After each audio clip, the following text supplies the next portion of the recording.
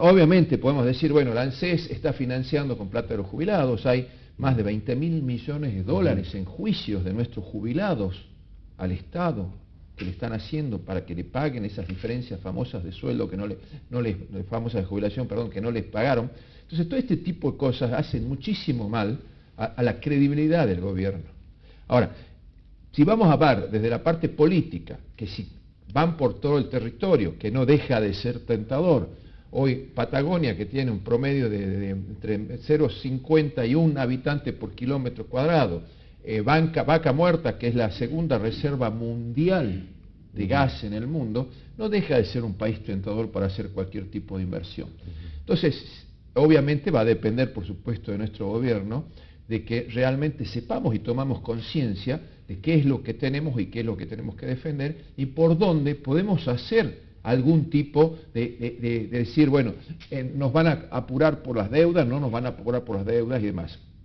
Entonces yo dividiría la negociación con los hold-down, incluso yo no te diría que son buitres, porque buitres en este momento es hablar de gente que va a comprar carroña y que compra carroña y vende. Hoy el concepto ya no creo que podemos referirnos a decir buitres en tono despectivo, cuando ya los mismos hold-down han demostrado y quieren juntarse a negociar con Argentina, son conscientes del problema que le pueden llegar a ocasionar a nuestro país. Así que creo que podríamos llamarlo hold-downs, que en inglés significa fuera del arreglo. Y acá hay temas para analizar también desde este gobierno, que este gobierno en su momento no negoció lo que tendría que haber negociado, se hicieron 2 canjes de deudas que ya se lo definieron y lo definió muy bien Samouchi, en donde nos faltaría una tercera negociación, pero hay una ley que es la famosa ley Cerrojo, que esa ley Cerrojo tampoco se tocó.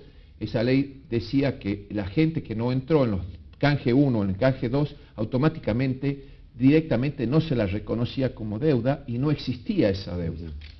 Entonces, tampoco se modificó. ¿A quién le vamos a echar la culpa?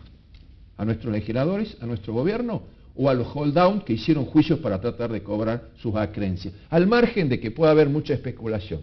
Y después, un poco para cerrar esta exposición y ver esto, yo creo que en este momento no son los hold-downs los que están buscando desequilibrar gobiernos, como en algún momento también se había hablado de los buitres y demás, simplemente son inversores que quieren cobrar sus acreencias y no desestabilizar ningún gobierno. Esto es mi opinión, obviamente, me hago cargo, pero creo que hay muchas más herramientas y Argentina no está en una situación tremenda para decir que vamos a dejar de pagar, no vamos a dejar de pagar.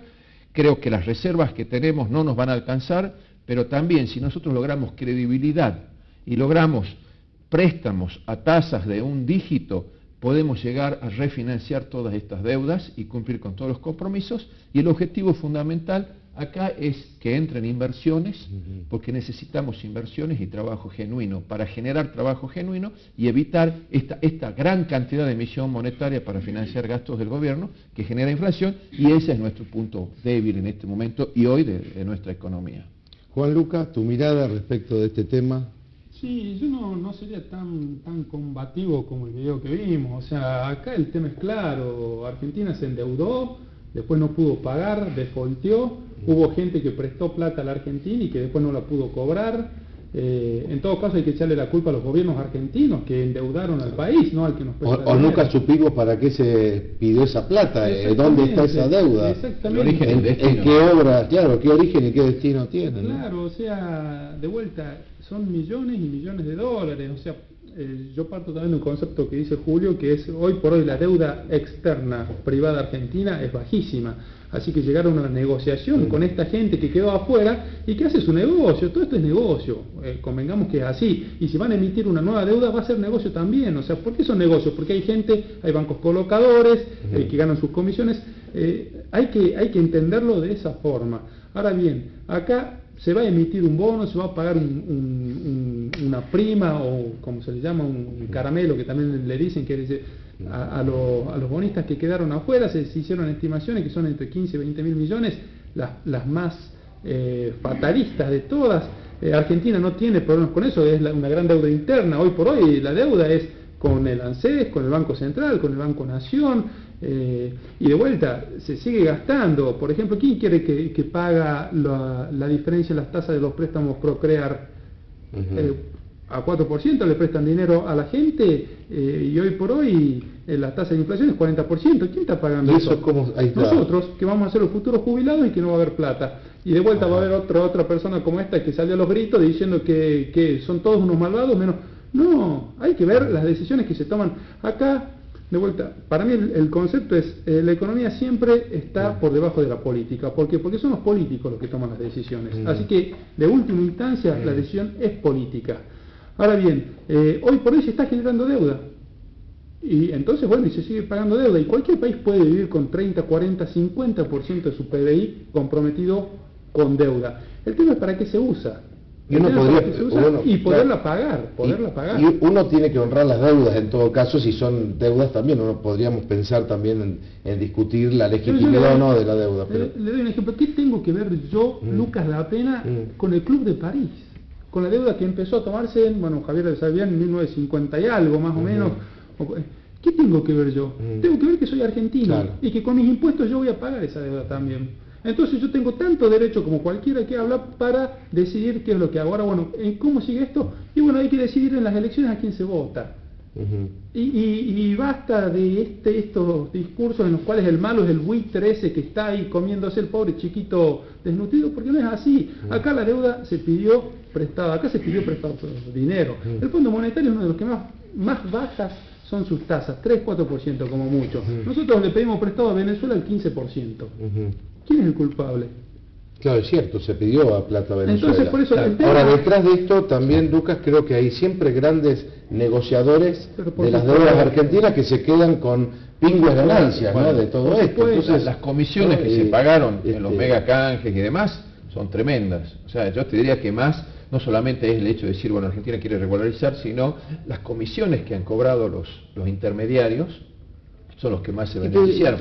Claro, hoy veía a Marc, a Daniel Marc, por ejemplo, que fue socio de Caballo y hoy está como gran... No, pero fue la frase que decía, hay que confiar en la capacidad de pago de la Argentina, la dijo Daniel Marx antes del default. Me la acuerdo porque bueno, estaba estudiando economía en ese momento. Entonces, en Grecia, ¿por qué se endeuda tanto Grecia? ¿Por qué? Porque había una facilidad en los mercados y estaban los bancos atrás tratando de hacer su negocio. ¿Quién es el culpable? ¿El que está buscando el negocio o el político griego que decide, venga el dinero, total después paga Dios o paga la próxima generación? Yo me considero la próxima generación y yo voy a pagar todas las deudas que hay acá. Ahora bien, veamos en qué están tomando la deuda o en qué se van a endeudar a futuro los que vienen. La pregunta final sería si realmente la deuda condiciona el crecimiento de la Argentina, si estos préstamos que se piden para pagar intereses de deuda no nos van a permitir a nosotros justamente tener algún tipo de posibilidades de mayor desarrollo. Para globalizar la idea, hay que ver para qué el gobierno se endeuda. O sea, es necesario que el gobierno se endeude y en qué va a gastar el gobierno. Eso es un poco como argentinos, tenemos que exigirle a nuestro gobierno, decirle, bueno, vos te vas a endeudar, pero ¿para qué lo vamos a hacer? Vamos a endeudar. En base a eso sí vamos a buscar las posibilidades. Hoy, buscar endeudarse y pagar en el largo plazo estos compromisos construidos que no son significativos para la economía actual de Argentina, creo que es interesante tratar de llegar a un arreglo y pasar para 10 o 15 o 20 años estos compromisos que creo que sí se van a poder llegar a hacer. Esto va a dar credibilidad y confianza al país. Ahora, si el gobierno sigue pidiendo plata para seguir repartiendo dinero, para seguir subsidiando las tarifas eléctricas, para seguir subsidiando a la gente que vive en Buenos Aires, los transportes, un peaje en subte o en colectivo, vamos a ir mal. Pero si acá el gobierno se sigue endeudando para pagar deuda. Bueno, en la escalecita la deuda es perpetua. Lo que tendríamos que hacer es decirle a nuestros gobernantes, señores, investiguemos la deuda. Lo que es lícito, lo que es legal y lo que es moral, se paga. Y lo que no responde a esos requisitos, lo investigamos, se crea una comisión y establecemos qué es lo que haremos con eso. Porque a nivel internacional sabemos que las deudas odiosas, como el caso de Irak, fueron condonadas y no se pagaron. Obviamente. Nosotros estamos en el mismo caso. Por eso yo creo que lo que hace falta es el cumplimiento de lo que ya Alejandro Olmos solicitó hace 20 años, que es la investigación de nuestra deuda De la externa. deuda, y después, una vez que sepamos qué es lo que debemos, a quién le debemos y de qué característica es esa deuda, recién sabremos qué receta vamos a aplicar. Sí, yo veo este gobierno, totalmente apolítico lo mío, ¿no? Pero este gobierno se endeudó, subió cuánto, no sé si entre 30 o 40 mil millones. ¿En qué?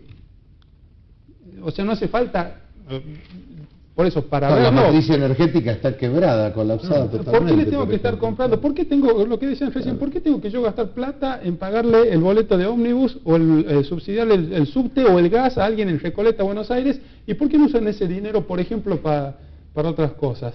Ese es el punto, es como una empresa, o sea, si se toma deuda, bueno, para algo, para crecer, buenísimo si es para crecer. Ahora bien, si se toma para otras cosas, es un problema. Y después, con el tema de quién es legítima o no es legítima, es como que usted en su casa, usted tiene una tarjeta de crédito, tiene un adicional a su señor y tiene sus 2 hijos otros adicionales. Usted después le llega la factura, uno de sus hijos estuvo una noche con sus amigos de parranda y tarjeteó, y le llegan 2.000 pesos. La deuda la hizo. La deuda está. La deuda está. Entonces, yo creo que viene por ahí. También cerrándolo un poquito al tema, los fondos buitres lo van a solucionar, sean fondos buitres, sean holdouts, o sea, es deuda, se le debe plata y lo van a solucionar y lo vamos a pagar en el mediano o largo plazo. Yo creo que los principales problemas que hay hoy, más allá del tema de los fondos buitres, es el estancamiento que estamos teniendo, que ya estamos cayendo, se estima una caída de entre un 1,5 y 2% para todo el año del PBI y la inflación.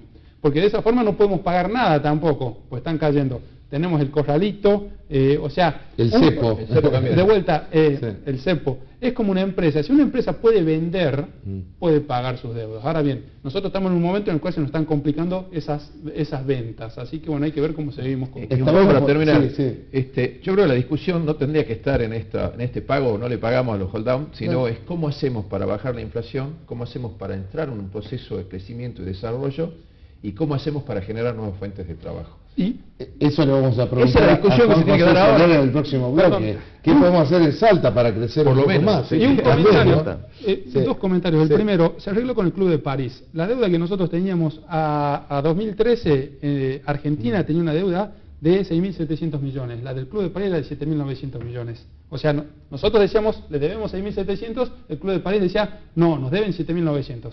Cerramos en 7.900. Ya hay 1.200 millones de diferencia. 9.700. No, bueno, más los intereses que termina siendo, pero de capital, ya hay una diferencia de 6.700 y 7.900, 1.200 millones que de la nada... Y siempre usurarios, además los intereses. Pero Walter, muchas gracias. Gracias por invitarnos. Y quedó abierto para un debate posterior, porque esto no termina aquí.